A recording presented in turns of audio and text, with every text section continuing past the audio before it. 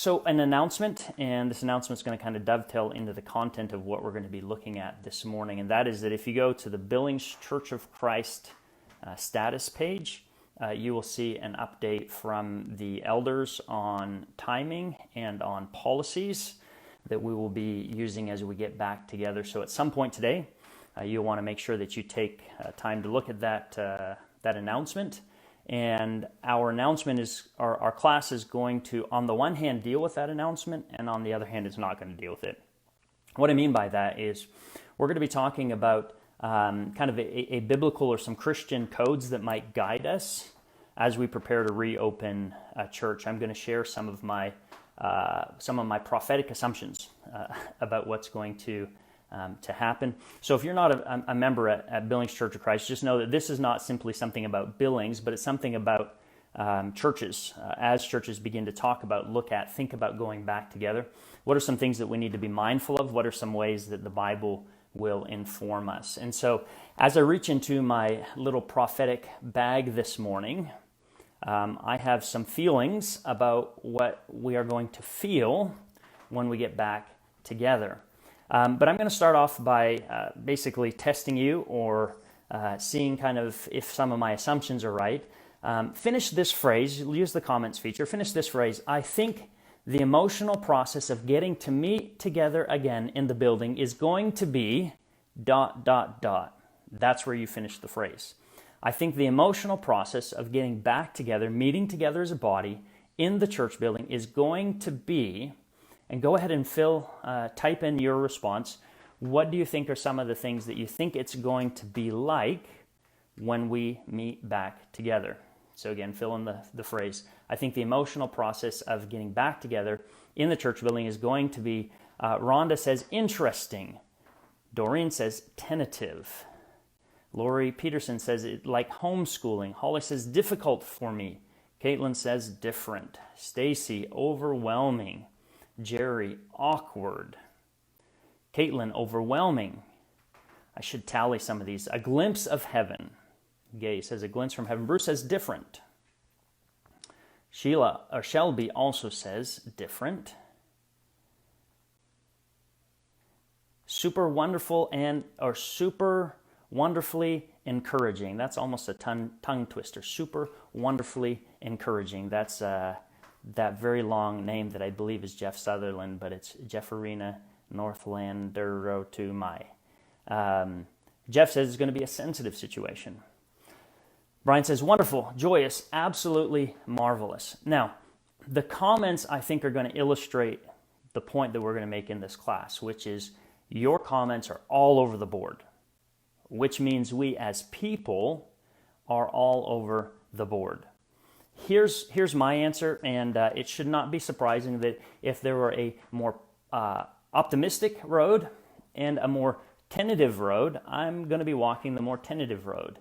How I finish that phrase, I think the emotional process of getting to meet back together at the church building is going to be, here's how I finish that, much harder than any of us imagine. And here's 3 reasons why, and again, the point is not whether you agree or disagree. You're certainly welcome to do either. But here's 3 reasons why I think it's going to be harder. Number 1, we are going to have some policies that some of us will find frustratingly confining and others will find laughably lax. So as you look at those policies, Donnie mentions it's going to feel like a blessing. He sent that in via text. Thanks, Donnie, for sharing that with us. But as you look at the policies, and again, that's been updated by the elders on the church website, some of you will find that frustratingly confining, and others will find it laughably lax. And so there's going to be some adjustment there. The second reason why I think it's going to be harder than we imagine is that we are getting ready to transition here soon, possibly in a couple of weeks, from the most individualized way of being church to the most other-focused way of being church. And here's what I mean by that. Over the last several weeks, aside from our Facebook Lives, when you think about your worship pre-recorded, you've been watching that at different times. And the reason that we've been watching it at different times is for some of you, this might be a better time for me, and for someone else, that might be a better time for me. When was the last time at home that somebody complained about what you were wearing? at services? Or when was the last time that you were conscientious about what you were wearing? Now, don't answer this using your comments, but were you ever tempted to fast forward through a portion of my sermon? Was there ever a song or a prayer or announcement that you said, I'm just going to get through this? So church for us has been very individualized. You can customize it very much as you wish. But we're getting ready to enter into a stage where we're going to need to be hyper aware, hypersensitive of what everyone else is thinking and up to and doing. And the third reason I think that getting back to church is going to be harder than we may have imagined is that as time passes, it's easy to idealize the good things and to kind of demonize the bad things. And so as you look back, I suspect, certainly as I think about getting back to church, I mean, I have all these positive expectations, hopes, anticipations, and what happens when that turns out to be a more difficult process. So what we're going to do this morning is we're going to talk about some biblical scriptural principles that I think will help guide us all through this, because I think it's going to require certainly some adjustments. I do love the fact that, as Hebrews 4:12 says, the Word of God is living and active. Or like Jeremiah 6:16, that you can ask for the ancient pathways and walk in it, that even as new of a situation that we're in, probably none of us in our lifetime have lived through this kind of pandemic phase and figured out church doing that. But even as new as this situation is, I think our scriptures give us direction. They provide us guidance, and they provide us a sense of here's how we can move forward.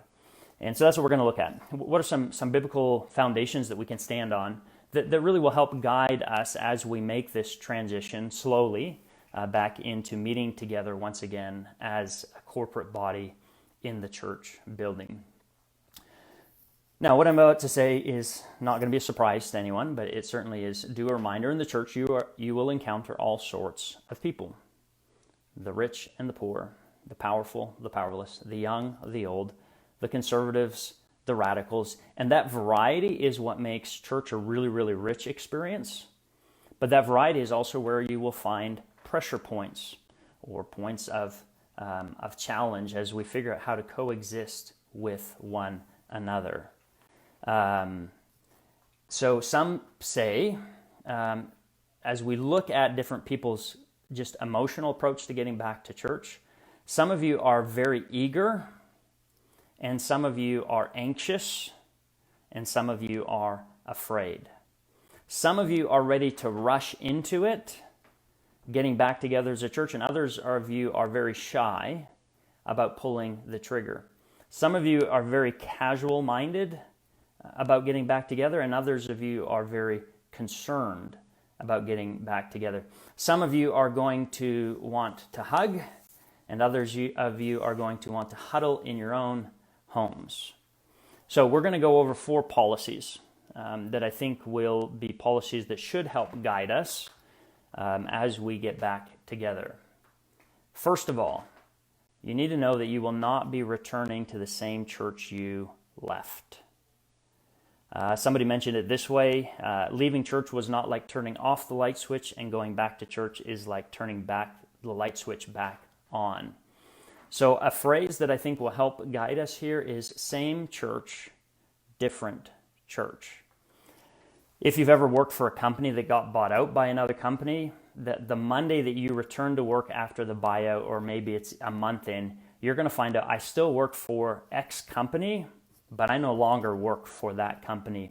Its policies, its procedures, its way of doing business is so dramatically different that when you go back, you find that that the company you're working for is different. Or it's like if you've been in a relationship with someone, that as you say you're dating someone and then you break up, and then you see them again, that's the same person they've always been, but it's a completely different relationship. I think those pictures are what church will be like when we get back together. It's going to be the same church, but it's also a very different church. Now, I said we can look at these ancient pathways and they can guide us. And so if you have your Bibles, go and begin turning to Ezra chapter 3. And as you're turning there, we'll get a little bit of a context. So Israel has been in captivity for 70 years. And they're returning to Jerusalem. The year is 516, and they're going to be rebuilding the temple. And so you think about all of the waiting that has happened, all of the anticipation that has happened, and they're finally getting to go back to Jerusalem. And the key to being in Jerusalem is having the temple, and so they're going to begin to build the temple. And so Ezra chapter 3, verses 11 and following. And all the people responded with a great shout when they praised the Lord, because the foundation of the house of the Lord was laid. But many of the priests and Levites and heads of the families, old people who had seen the first house on its foundation, wept with a loud voice when they saw this house, though many shouted aloud for joy, so that the people could not distinguish between the sound of joyful shouts, from the sound of people's weeping. For the people shouted so loudly that the sound was heard from far away. Now my question is, and people have guesses, I don't think the text necessarily tells us, why do you think some people were weeping and some people were shouting for joy? So go ahead and use the comment feature. We're looking at Ezra chapter 3, verses 11 through 13. Why do you think some people were weeping while others were shouting for joy?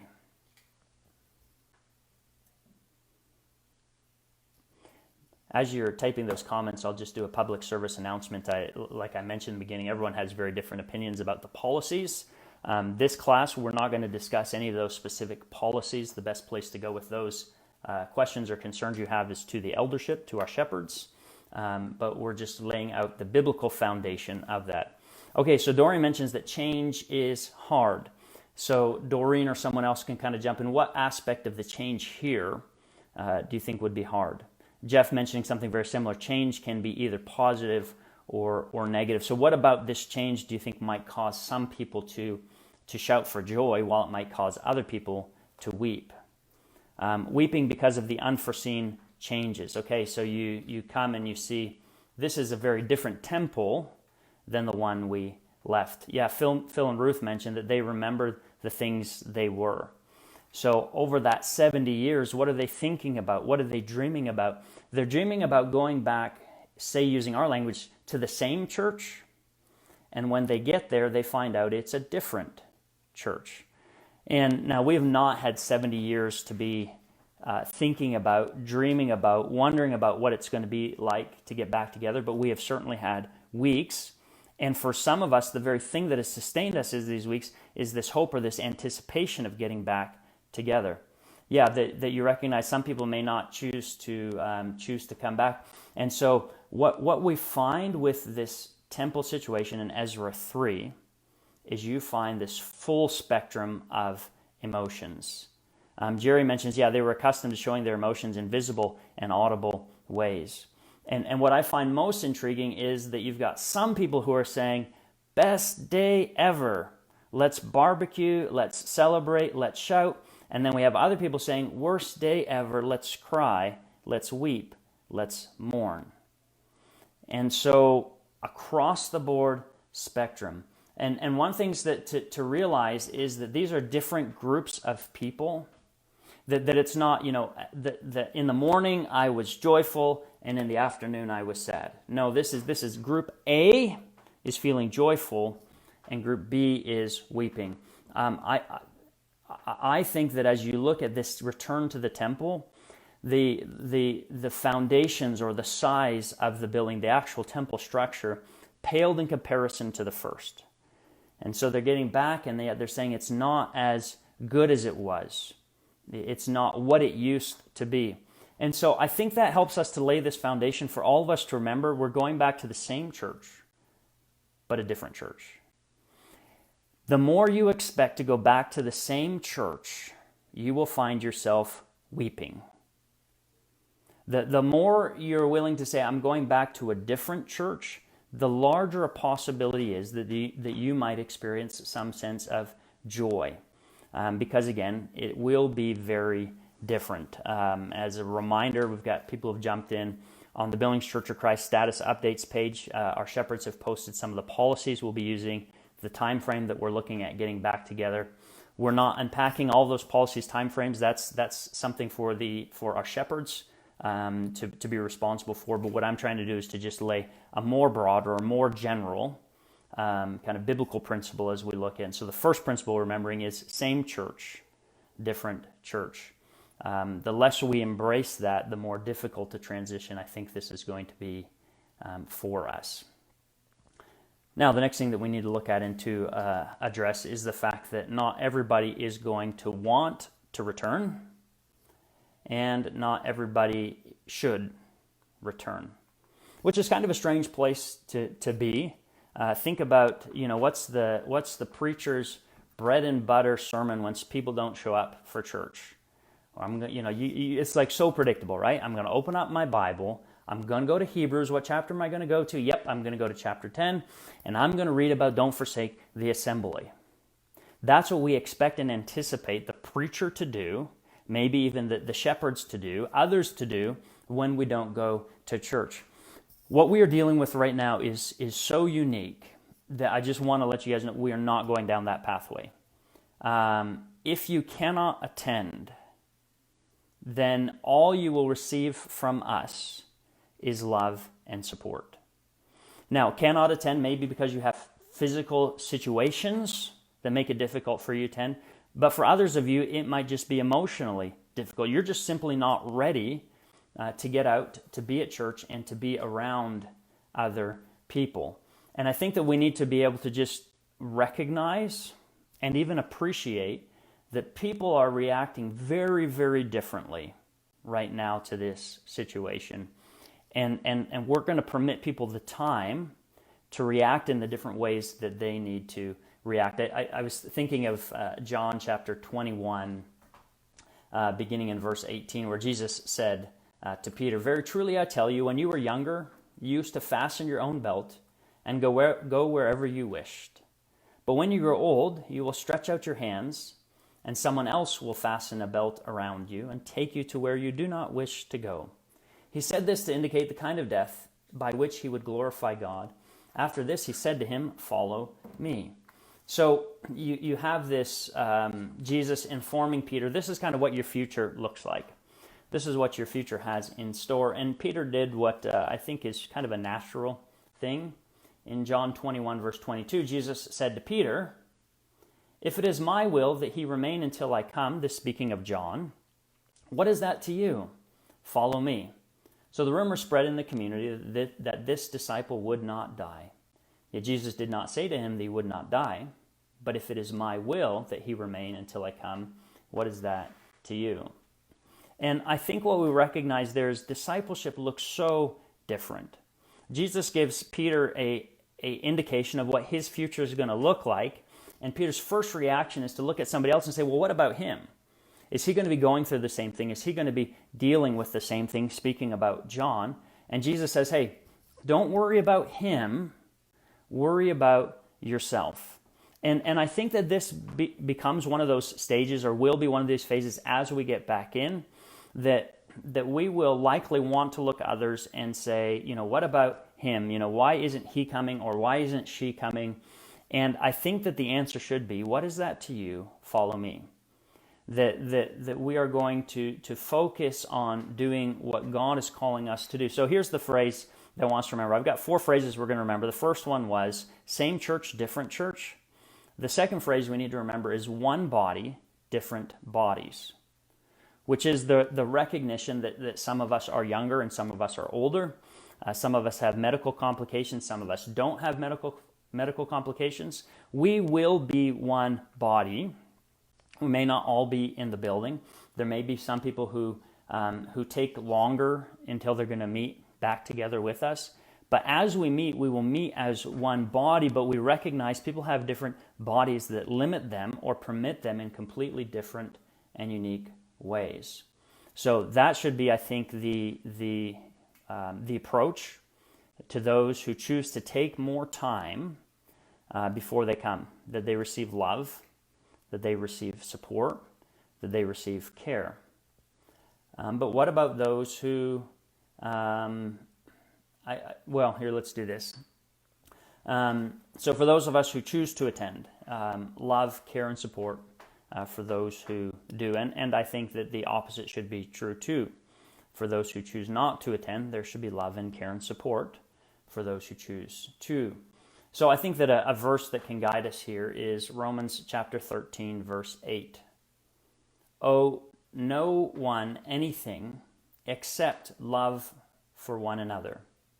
For the one who loves another has fulfilled the command. Yeah, we recognize, Phil and Ruth are sharing here that we're at very different phases, situations in our lives. And so the approach that we have to worship will look very different. And that's why this notion of loving one another needs to be the guiding principle, that we owe nothing to each other except love. Romans chapter 14 is a good verse, chapter that we can go to that will help guide us in this way. Paul talks about welcoming those who are weak in faith or in conviction, depending on your translation. And we recognize that as we're welcoming there, it's not for the purpose of quarreling. It's not like we need to have a debate where I'm going to convince you that you shouldn't be coming and you're going to convince me that I should be, or vice versa. That there is this welcome which has this embrace, this sense of openness to differentness. And that's something that I think sometimes we struggle with, is openness in the midst of differentness. But we're going to have to really learn to practice those disciplines and skills as we get back to church, because there's going to be, there already is so much differentness. And how do we learn to love as a foundation in the midst of this? Paul says in Romans 14:4, "Who are you to pass judgment on the servants of another? It is before their own Lord that they stand or fall, and they will be upheld, for the Lord is able to make them stand." What Paul is talking about is he's using this language of a household servant. So households will have it's patriarchal, so there will be a male who runs and manages the household. And that household may have various different household slaves that work there. And what Paul is saying is when you are a household slave amongst others, your accountability or responsibility is to the household master, not to each other. And so I think that the invitation that we have here is to say and to recognize that this person is not accountable to me, but they are accountable to God himself. And so Paul is really discouraging people in that stage of church life from getting into this place of judging another person in terms of their decisions in these matters of opinion. Romans 14:10 says, "Why do you pass judgment on your brother or sister? Or why do you despise your brother or sister? For we all stand before the judgment seat of God." And again, this theme continues about in these areas of election, of decision, of personal preference. Now, I could see somebody making the case, well, Hebrews 10:25 says this is not an issue of personal preference. But I think when we look at the larger context of what's happening, we're going to realize the calling is very different for people here. And 4:10, again, you have the reminder of this sense of judgment. But ultimately, the direction Paul is getting the congregation to go to in Romans 14 is to this place of love. So Romans 14:15 says, "If your brother or sister is being injured by what you eat, you are no longer walking in love. Do not let what you eat ruin one for whom Christ died." So here's the third phrase that I want us to remember as a foundation for our pathway forward and a foundation for our class, which is nothing but love for one another. I think that there's going to be this recognition, what I owe you is my love. I may not know where you're coming from. I may not understand why you're doing what you're doing, but what I owe you is love, and I don't want my behavior in any way to become a detriment or a stumbling block to you as a person of faith. So nothing but love for each other. Now, there may be an expiration date on that. If in 3 years and there's been 2 years of no cases of COVID-19 and somebody says, I'm just hanging out at home because I'm afraid of getting the virus, maybe at that point there's going to be a little bit more of a push or a challenge to grow out of that.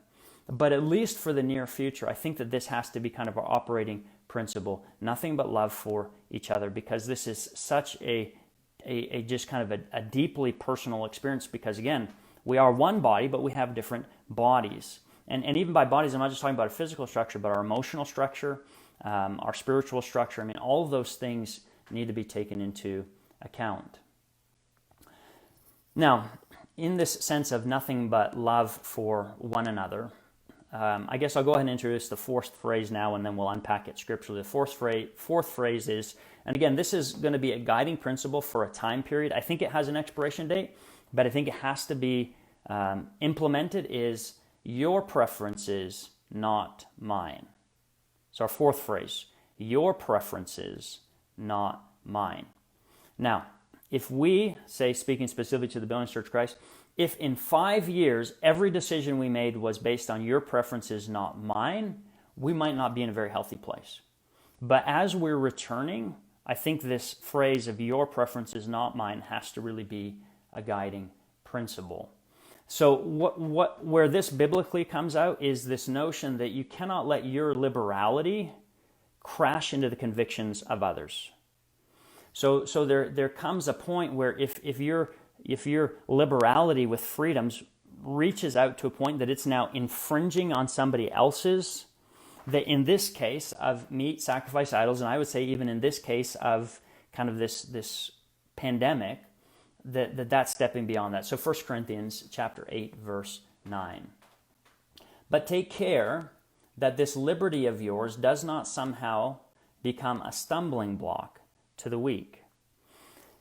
And Paul is displaying a spiritual principle that I actually think we can apply faithfully to a physical situation. So in the state of Montana, the governor has now lifted our stay-at-home order, which means we have all received the gift of liberality. Freedoms that we are allowed legally now, governmentally, we are allowed to participate in. But my freedoms, if I take them too far, may become a stumbling block or may cause hurt or ill to someone else. And so what I need to learn to do is I need to learn to operate based on somebody else's preferences rather than just simply operating on my own. Donnie sent a text mentioning 1 Corinthians 13, 4 through 7, this notion of what love looks like. This description of a love that is patient and is kind. It's not self-seeking, but it regards or considers the interests of others. And so I think at least for the short term, that we are going to need to learn to forego our individual rights in order that we can meet as a community of believers. And I honestly think this is going to be the emotionally hardest part of the transition, because we've gone from a stage of being able to do and customize church in any way we want, and now we're getting back with a group of people, and the question is, what becomes our code of conduct? My code of conduct cannot be my preferences or my sensibilities or my view of this, because if I practice that liberality, I can so easily put somebody else in a position where it is beyond their comfort.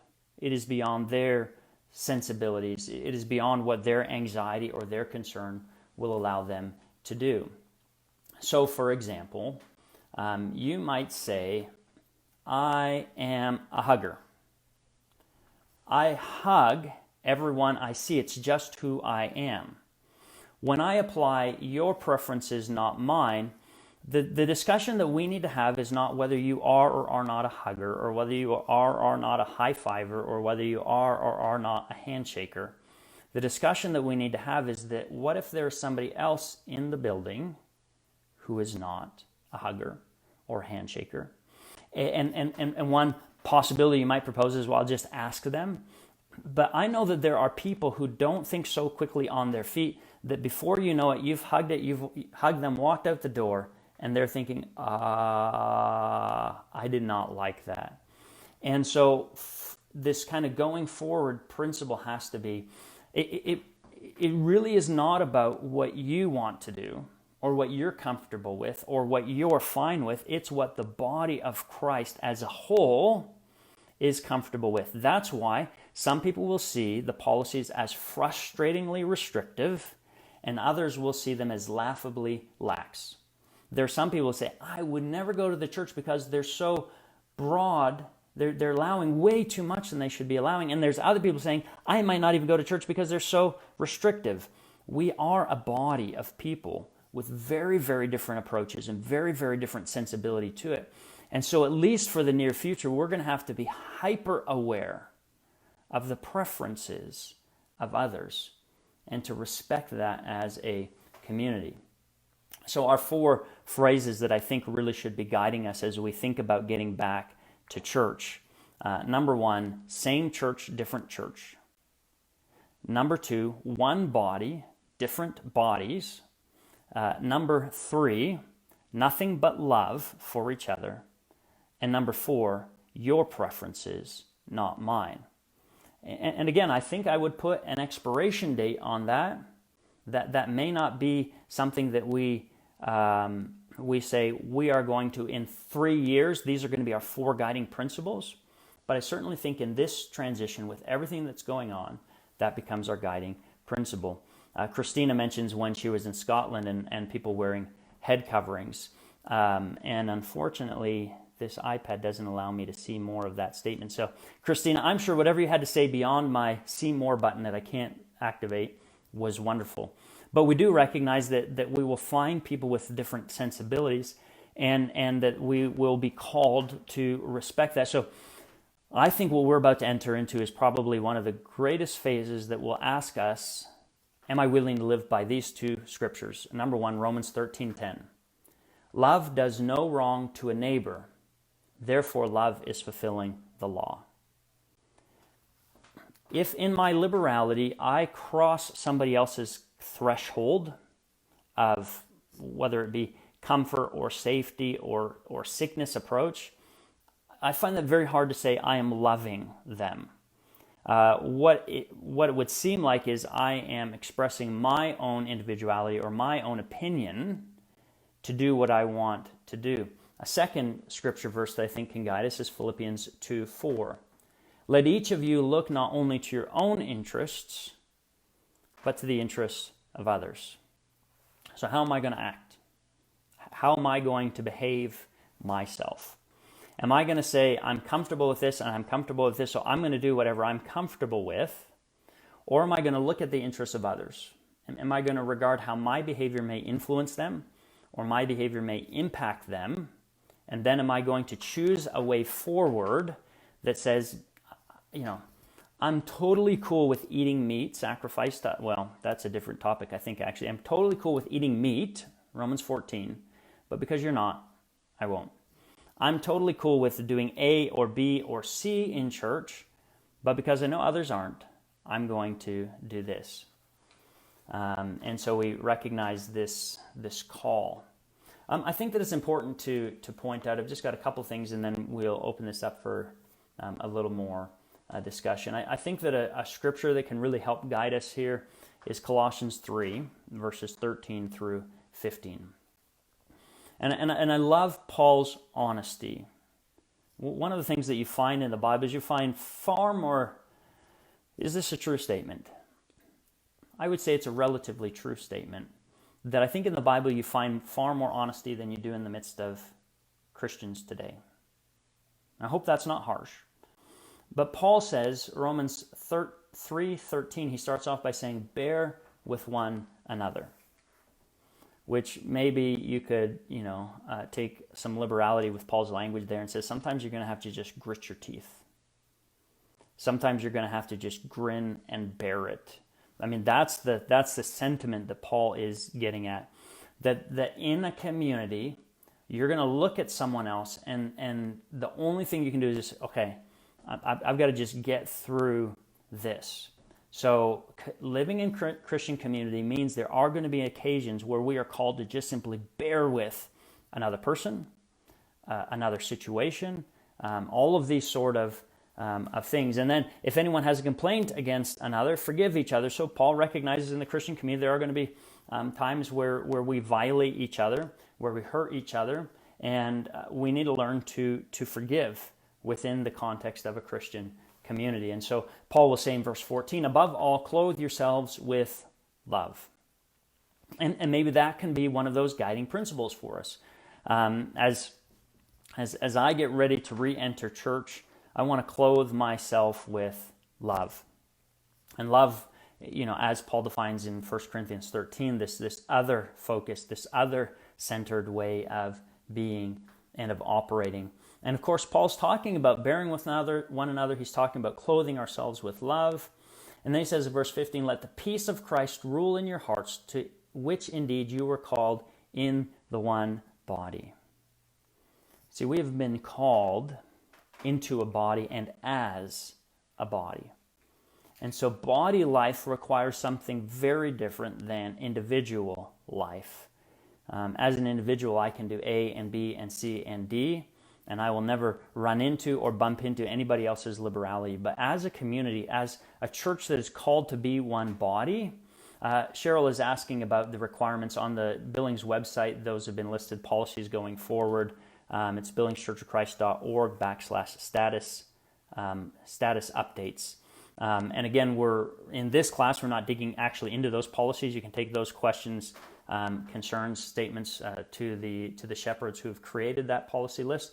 What we're doing is we're laying down a foundation that I think would apply to any church, because I would assume every church, when they reopen, they will be doing something new and something different. But we've been called to be one body, and I think the next few days are really going to give a sense of what it looks like, what it means to make some pretty serious adjustments in order to, and an effort so that we can function as one body. So 4 phrases. Jerry mentions this notion of being respectful to our authorities, and that there certainly are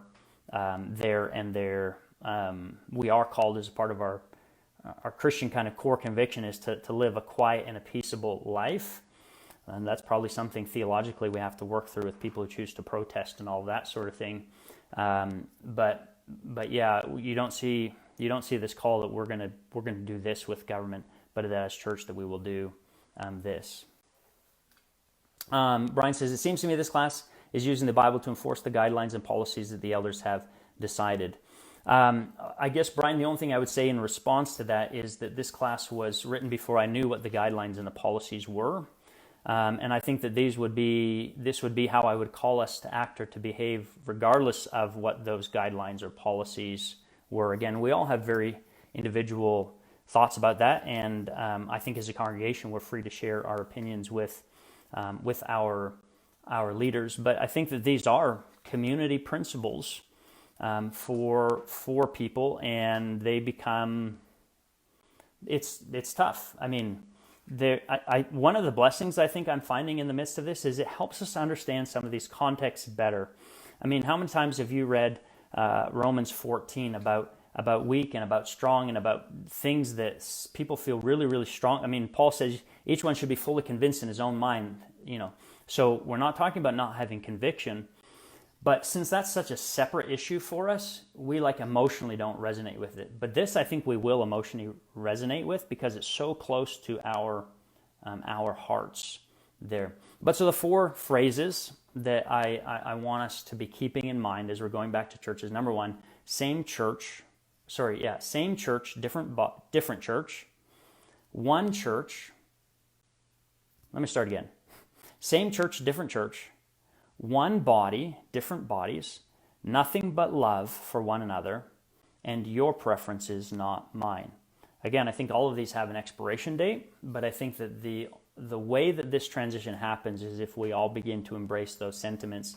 And then these 3 guiding verses, I think, will guide us over these next few weeks. Number 1, love does no wrong to a neighbor. Therefore, love is the fulfillment of the law, Romans 13:10.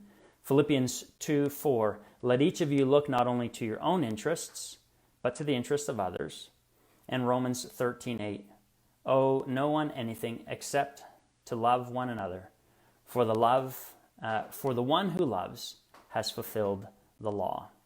I'll take a few minutes for questions and comments. Again, I will say up front, if you have a specific question about a specific policy, I won't even address or touch that because these are not my policies. These are not my specific guides.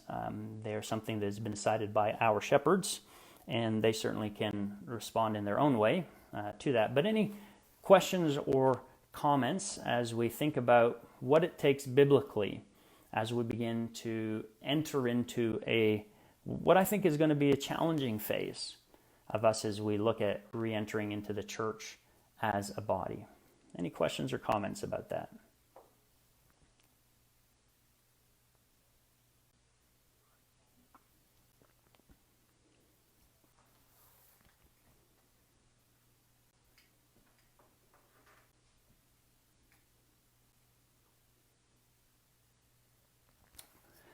One of the things I will be... Yeah, Mike says that I'm not sure the principles expire. Yeah, actually, so that's a great... Rich asks, are we assembling now? No, for sure, the elders have announced that May 10th is the earliest that the church would meet together. Jeff asks, are we going to have time to reflect as a body? We have several elders who I think are part of this. I'll let them address that question there.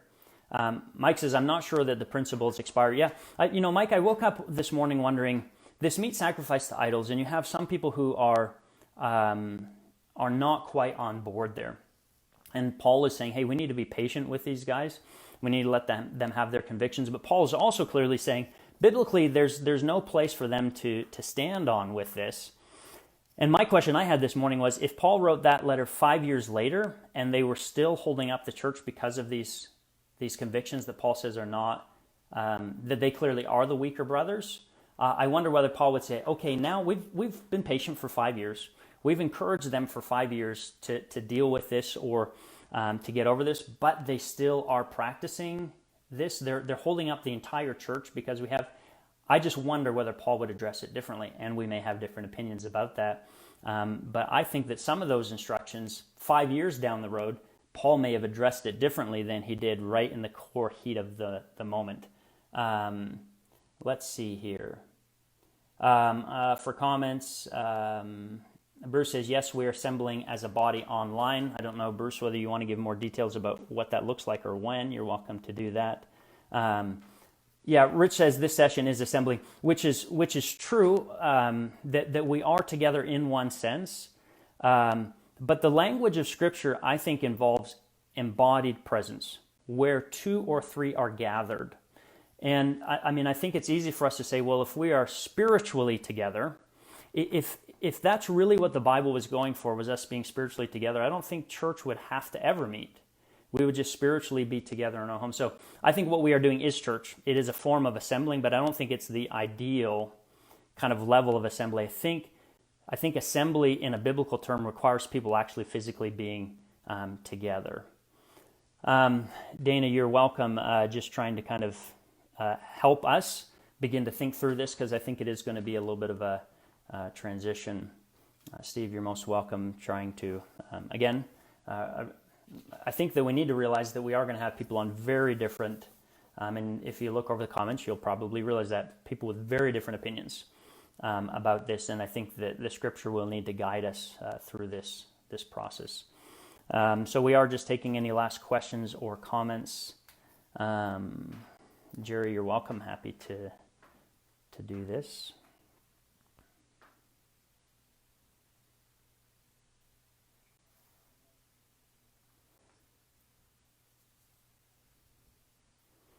Just give another minute or so if there's any other questions or comments here. Again, we'll looking at some of the general principles we've discussed here.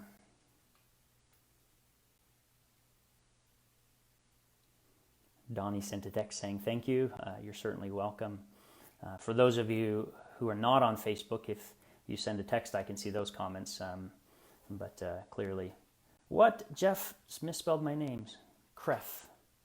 Oh, won't it be nice, Jeff, when we can be back together and we don't have to type each other's names and we can just say it.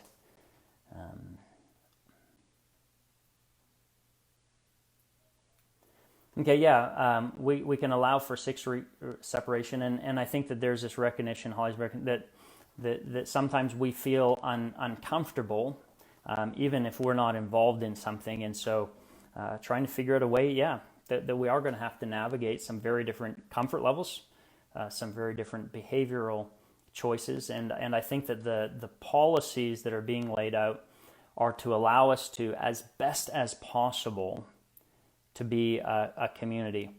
Would anyone hope that in 2 years this is how we're doing church? I doubt it, but it may be what church looks like for the near future. Mary mentions that love can transcend this, that love certainly would need to be a guiding principle for us.